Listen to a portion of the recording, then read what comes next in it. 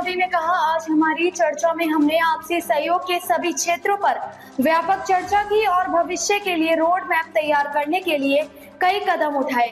हमारा मानना है कि भारत के विकसित भारत 2047 विजन और वियतनाम के 2045 विजन के कारण दोनों देशों में विकास को गति मिली है। इससे आपसी सहयोग के कई नए क्षेत्र खुल रहे हैं और इसलिए आज हमने अपनी व्यापक राजनीतिक साझेदारी को और मजबूत करने के लिए एक नई कार्य योजना बनाई है। रक्षा और सुरक्षा के क्षेत्र में सहयोग के लिए नए कदम उठाए गए हैं। $300 मिलियन की क्रेडिट लाइन पर हुए समझौते से वियतनाम की समुद्री सुरक्षा मजबूत होगी। हमने यह भी निर्णय लिया है कि आतंकवाद और साइबर सुरक्षा के विषय पर सहयोग जोड़ दिया जाएगा। हम इस बात पर सहमत हुए हैं कि आपसी व्यापार क्षमता का एहसास करने के लिए आसियान भारत वस्तु व्यापार समझौते की समीक्षा की जानी चाहिए और इसे शीघ्र पूरा किया जाना चाहिए।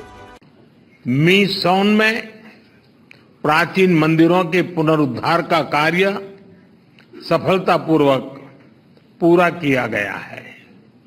फ्रेंड्स, पिछले दशक के अचीवमेंट्स को देखते हुए आज की हमारी चर्चा में हमने आपसी सहयोग के सभी क्षेत्रों पर व्यापक रूप से चर्चा की और भविष्य की रूपरेखा तैयार करने की ओर कई कदम उठाए।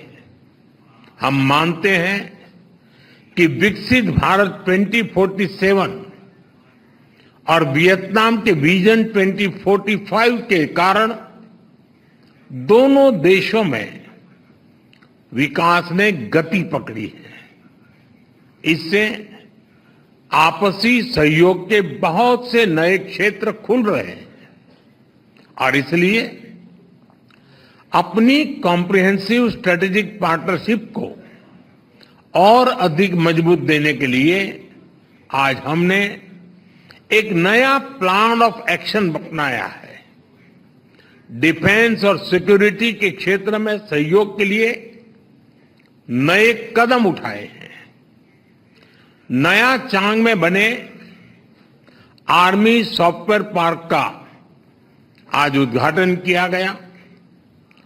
$300 मिलियन की क्रेडिट लाइन पर बनी सहमति से वियतनाम की मैरीटाइम सिक्योरिटी सशक्त होगी।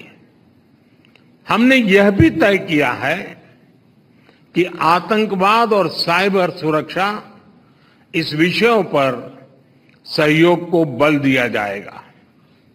हम इस बात पर सहमत हैं कि आपसी व्यापार के पोटेंशियल को प्राप्त करने के लिए ASEAN India trade in goods agreement की समीक्षा जल्द से जल्द संपन्न की जाए।